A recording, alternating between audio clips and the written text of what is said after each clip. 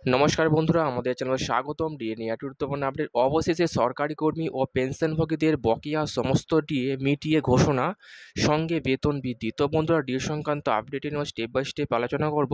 তো অবশ্যই আপনার ভিডিওটি স্কিপ না করে অবশ্যই পুরোটা দেখবেন। তো তার আগে বলে রাখি, যে সকল বন্ধুরা আমাদের চ্যানেলে নতুন, আমাদের চ্যানেলটির পাশে সাবস্ক্রাইব বাটন, সাবস্ক্রাইব করার পর পাশের যে বেল আইকন সেটিও প্রেস করবেন। লেটেস্ট ভিডিও আপডেটগুলি সবার আগে পেয়ে যাবেন। দেখে নেব আজকে ডিএ সংক্রান্ত গুরুত্বপূর্ণ আপডেটটি। যারা সরকারি কর্মী এবং পেনশনভোগী রয়েছেন তাদের মুখে চওড়া হাসি ফুটতে চলেছে। দীর্ঘদিন পর অবশেষে সরকারি কর্মী ও পেনশনভোগীদের ডিএর পরিমাণ বৃদ্ধি পেতে চলেছে, যার দরুন সরকারি কর্মীদের বেতন বৃদ্ধি পাবে। যারা সরকারি কর্মী রয়েছেন তাদের দীর্ঘদিনের বকেয়া ডিএ মিটিয়ে দেওয়া হবে, এমনটাই একটি আপডেট বেরিয়ে এসছে। দীর্ঘদিন ধরে সরকারি কর্মীরা আন্দোলন অনশন করছেন এবং সরকারকে বারবার তাদের বকেয়া ডিএ মিটিয়ে দেওয়ার জন্য চাপ দিচ্ছেন। অবশেষে সামনে রয়েছে লোকসভা নির্বাচন এবং লোকসভা নির্বাচনের আগে সরকারি কর্মীদের ব্যাংক অ্যাকাউন্টে ঢুকতে পারে মোটা অঙ্কের টাকা এবং বকেয়া সমস্ত ডিএ।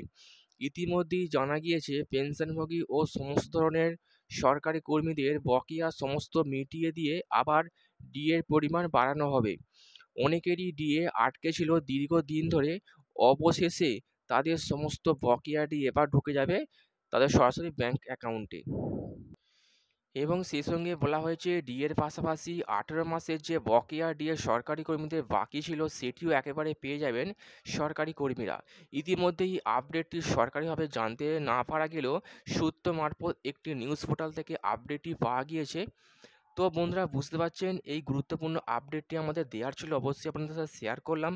তো বন্ধুরা, আমরা সকলে জানি যে পশ্চিমবঙ্গের সরকারি কর্মীরা কেন্দ্রীয় হারে ডিএর দাবিতে দীর্ঘদিন ধরে আন্দোলন চালিয়ে যাচ্ছেন শহীদ মিনার চত্বরে, কিন্তু কোনো রকম সুরাহা হচ্ছে না। একের পর এক মুখ্যমন্ত্রী, অর্থমন্ত্রী, রাজ্যপালের কাছে চিঠি প্রেরণ করেও সেই ডিএর কোনো সমাধান সূত্র বেরোচ্ছে না।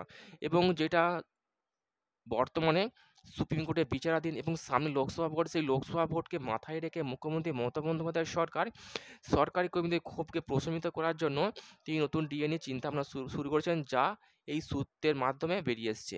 তো বন্ধুরা, এই আপডেটটি কেমন লাগলো কমেন্ট করবেন, লাইক করতে ভুলবেন না। ডিএ সংক্রান্ত পরবর্তী আপডেট পাওয়ার জন্য আমাদের চ্যানেলটি সাবস্ক্রাইব করে রাখবেন।